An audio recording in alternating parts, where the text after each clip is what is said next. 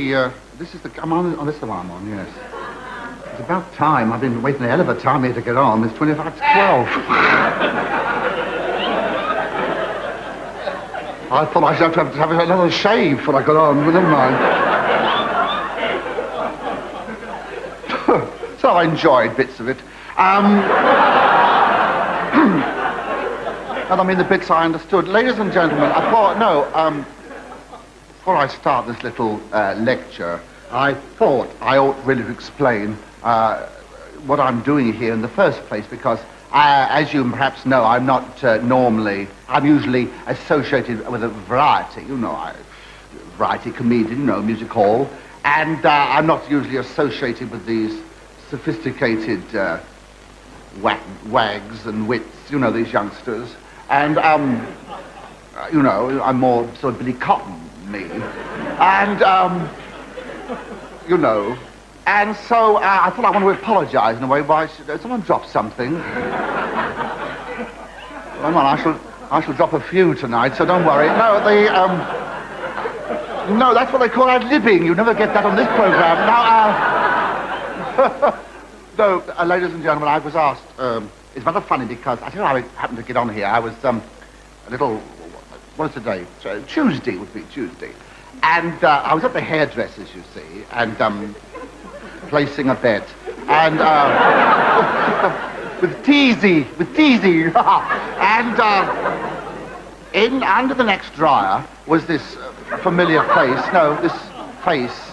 And I thought it was me at first, and I looked, it was David Frost.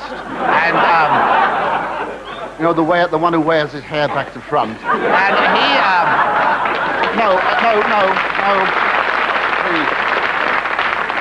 please. You want more money? He's earning enough as it is. Now, ladies and gentlemen, so anyway, he obviously recognized me. He said, hello, Tom. He said, I wonder if you'd like to come along and do a turn. Give us a turn, he said, on our, weekly show. That was the week that was. And I said, well,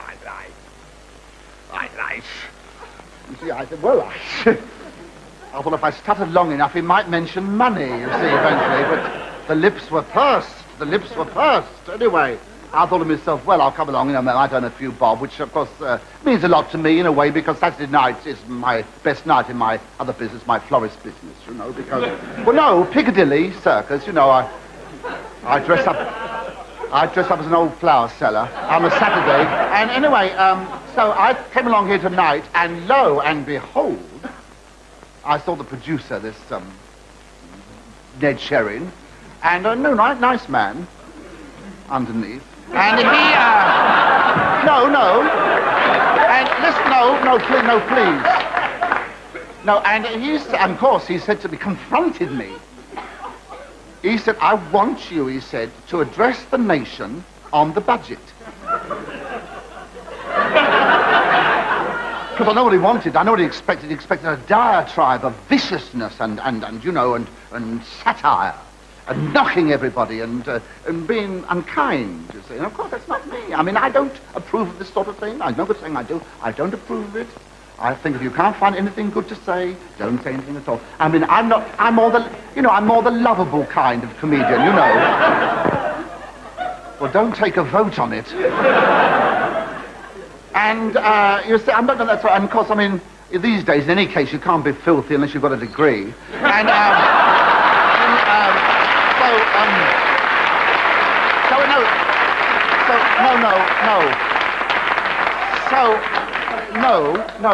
So anyway, the thing is, in any case, there's nothing much to knock in the budget. You can't be bitter, because, I mean, obviously, Reggie, he's been very good. I mean, he obviously means well. And, I mean, and of course, it is, as some people moan, they say it's not a dramatic budget. Of course, not a dramatic budget. But then, of course, you see, I blame this show partly because...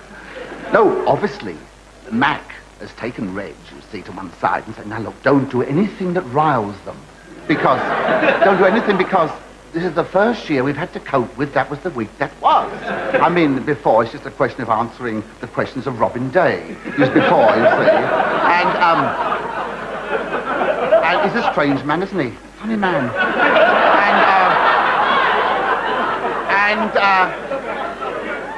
Hasn't he got cruel glasses? Have you noticed? Cruel glasses.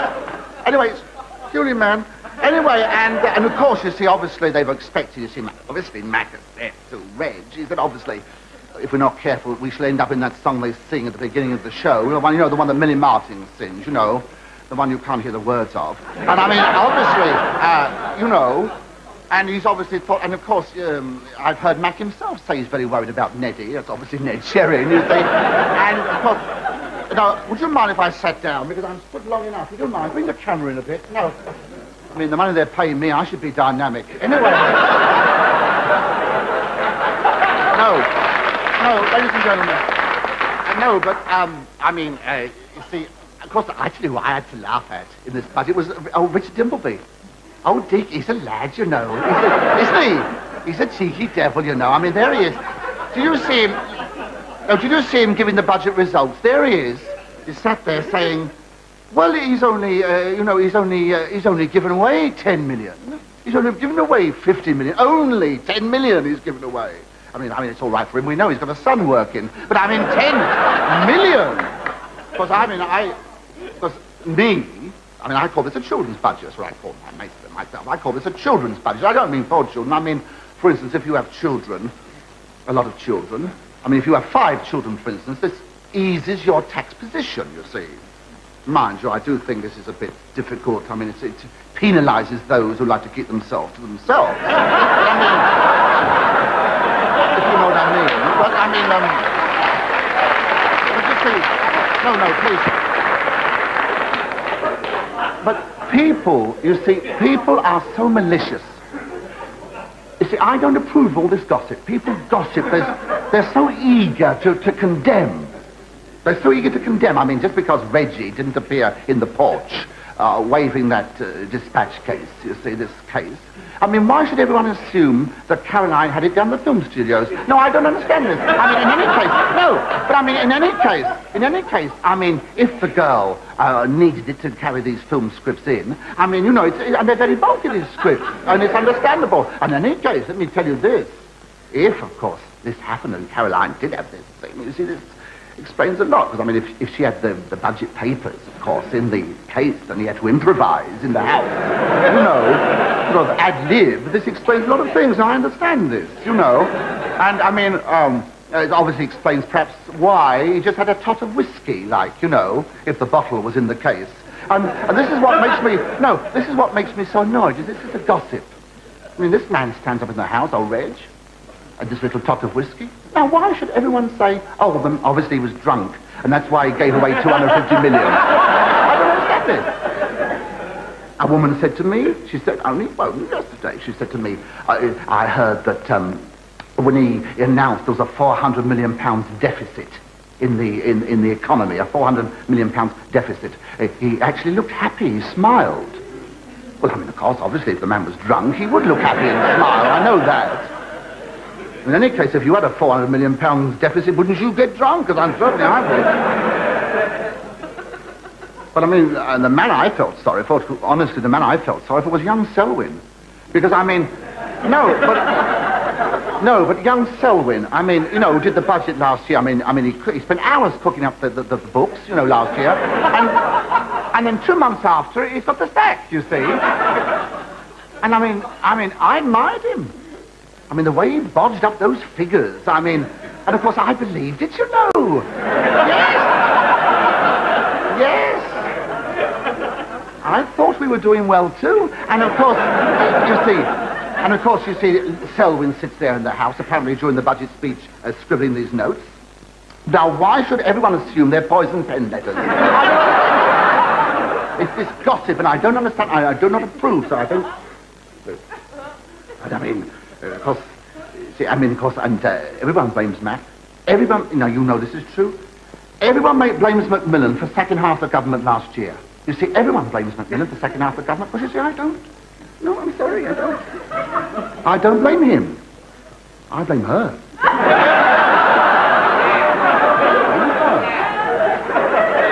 No, I do. It's Dot. Obviously, Dottie, Macmillan, well, obviously what's happened. No, stop. Because, don't. No, obviously, I mean, you can see what's happened. She's obviously got her knife into some of their wives, and they've had to go, you see. And you see, that's where Beryl Mortley, that's where Beryl's so shrewd.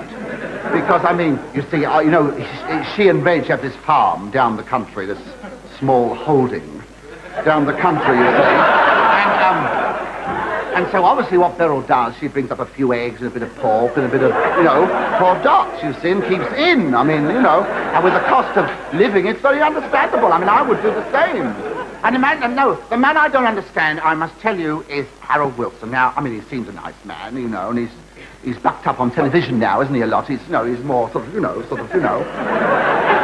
And I hear he's negotiating for a series. But I mean, it is, but you see, he objects to the budget. I don't blame him. It's all that these backbencher, they egg him on, you see.